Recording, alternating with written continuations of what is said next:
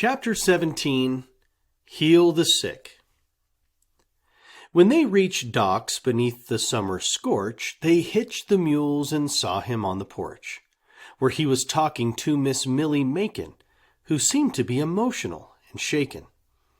While stepping down the entry stairs with grace, Miss Millie bent her head to hide her face.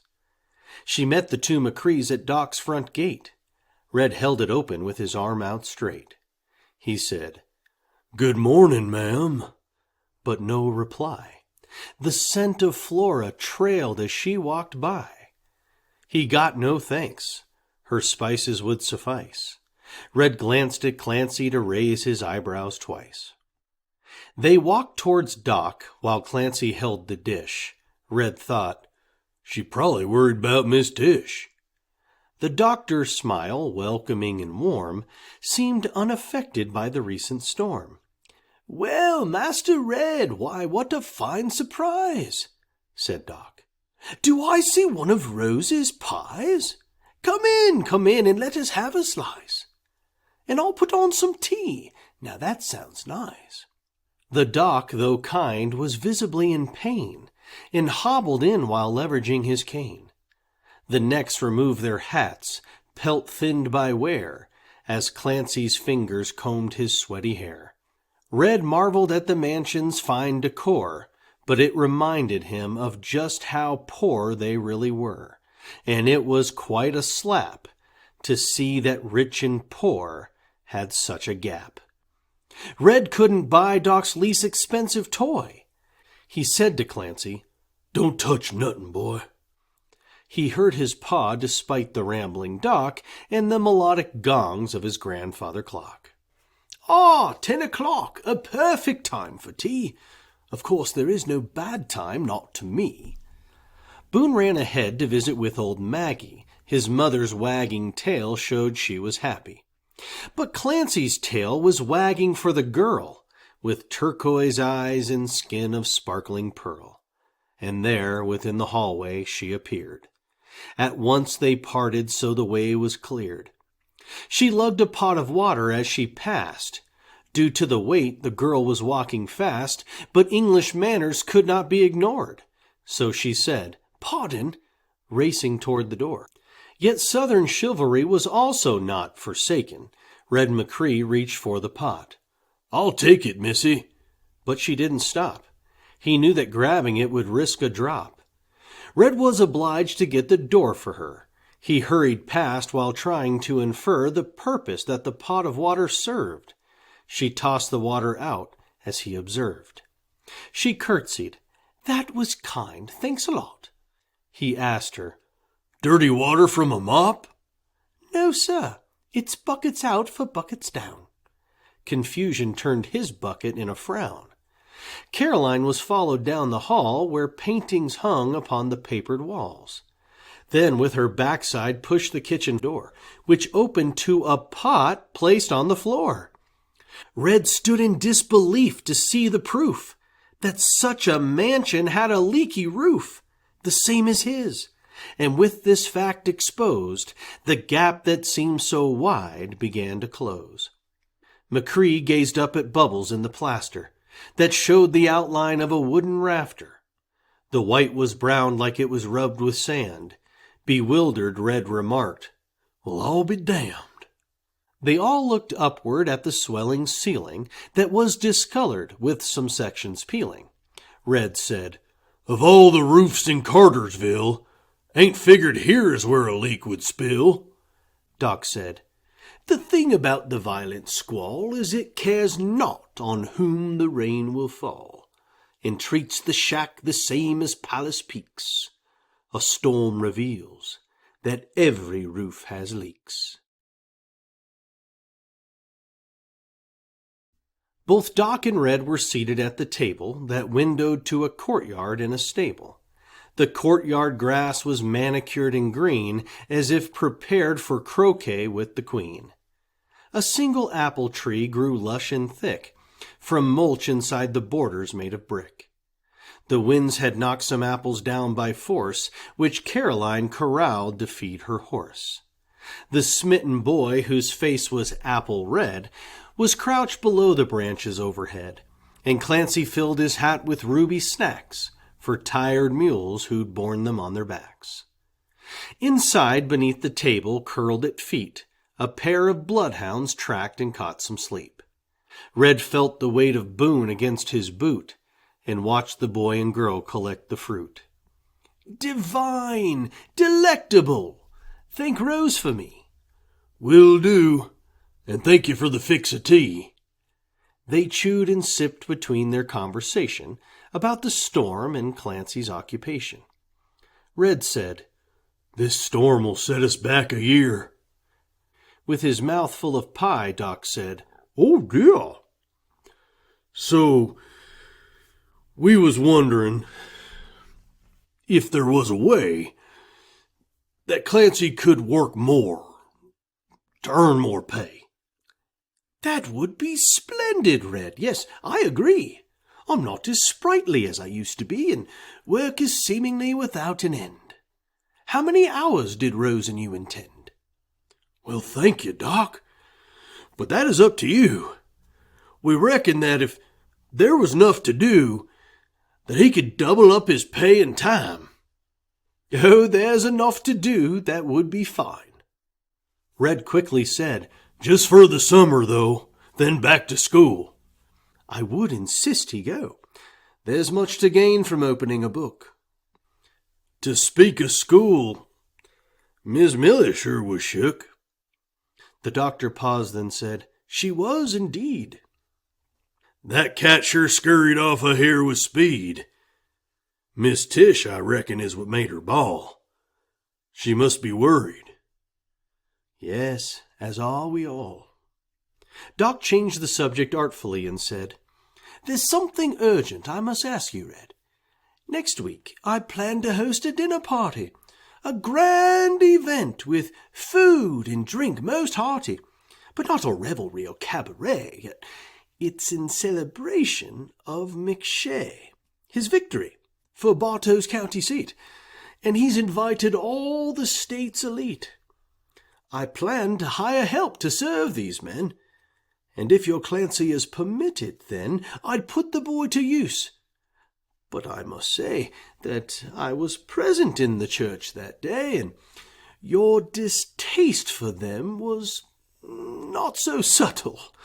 So, could the boy, despite your inward struggle, be utilized to serve this fine affair, while knowing that your enemies are there?"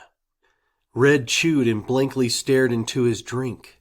The stillness when a man attempts to think while navigating logic through emotions, like anger wild enough to stir the oceans. The doc would never rush a man's reply, so patiently he forked a bite of pie. But after quite a lengthy pause, Red spoke. "Can't pick and choose your work when you is broke. I tell you, Doc, I'd love to serve that crew. A rap upon the beak, just one would do. 'Specially that dowdy, one good blaster. But figure it's a sin to punch the pastor." The doctor all but spit his gulp of tea. He swallowed it, then said, "To nth degree. Although revenge seems sweet when it is chaste, you'll find it leaves a sour aftertaste. The Bible says revenge is God's, and so don't take what's his. It's best to let it go." "Just let it go?" Macree asked with a frown. "I reckon someone ought to knock him down." "You see that apple tree there in the yard? It needs no man to strike or shake it hard. If we but wait and leave the tree alone, the rotten apple falls all on its own." Red looked out at the tree and grumbled low, then said, "Most rotten apple I ever knowed." Doc leaned back in his chair, a drifting gaze, and said, "But still," a single eyebrow raised, A man with the profession of a teacher, who is a proven shepherd and a preacher, cannot be rotten to the core in seed. He must possess some good. Don't you agree? No, I don't. His heart is black as night. That apple's rotten, Doc. Every bite. I'm sure that he has scars he hasn't shown. He sighed. We only are what we have known.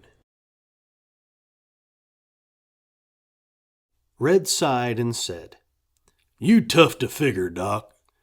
This town is like two boxers to the chalk, and each is take to side. The line is drawn. But I can't figure out which side you're on. The doctor looked perplexed at such a notion, but gave an answer. Sides? No side's been chosen. I am an Englishman, not Mick. I am a doctor, here to heal the sick. With that in mind, how do you like the Hound? Red looked below the table to the ground, at Boone, who slumbered hard in quiet peace. Each inhale raised his ribs before release. Red looked back at the doctor with a grin. The boy sure loves him, like the dog is kin. A boy will love his dog until the end. But as it said, a dog is man's best friend. A friend. Yes, every man's in need of one. Were you aware that I had lost my son? Yes, sir. I'm sorry, Doc. It is a shame. But in that way, you see, we are the same. Our homeland called for him with enterprise. We tried, but Will would hear no compromise. This is America, for goodness sake. The enterprise is here. Just claim a stake. He wouldn't listen. Thus we let him go. It's not like London's down the street, you know. Years passed. A bride and then a daughter came. A wife and girl we only knew by name. We see our sons as boys, but they are men who venture off, and we are left to tend to weepy wives who clean their empty nests to sweep away the shards within their chests. And looking back, our marriage was adrift. But then came Maggie, given as a gift. A little puppy fixed each broken shard. I found myself in frolic in the yard. The doctor chuckled, lost in memory, each one a keepsake from his treasury. But then his happy face became morose, as if the Englishman had seen a ghost. The doctor said, But my beloved wife, my Linda, lost. She was still full of life. Pneumonia. Every remedy was tried. And there was Maggie, ever by her side. And now that Linda's gone, she sticks to mine, and lays beside my feet each time I dine. When news of William came, I fell to knees to supplicate the Lord with tears and pleas. And next to me was Maggie, full of grace. She whined and licked the tears from off my face. I held my Maggie girl so tightly as I wept. We laid down on the floor, and there we slept. The doctor's sorrowed face was hard as stone, with grief that blanched his skin as white as bone. He looked at Red. I know what you've been through. I mourn my Linda, and my William too. So quite uniquely I can understand the bitterness that eats away a man, the guilt, the void, the sorrow and regret, the constant ache as if I could forget, and then the shame that comes each time I smile, as if my laughter makes their graves defiled. I live with blame. The doctor's spouse could not be cured within the doctor's house. In that same month, the news of William came, my son, who carried on my father's name. The train, to board a boat, to mourn his mum. The telegraph arrived, but not my son. Doc, I sure ain't got no words to say, the doc replied. I know. It's quite okay. There are no words. But still, the point we draw is that the hand we need may be a paw. For this I know, yes, Maggie taught me this. Although our hearts are crushed for those we miss, we must allow our tails to wag again. We must, or else be poisoned by the pain. When was the last time that you smiled, Red? Red swirled his tea like thoughts within his head, then spoke. One morning, just 'bout after dawn, the boy and dog was peeing in the lawn.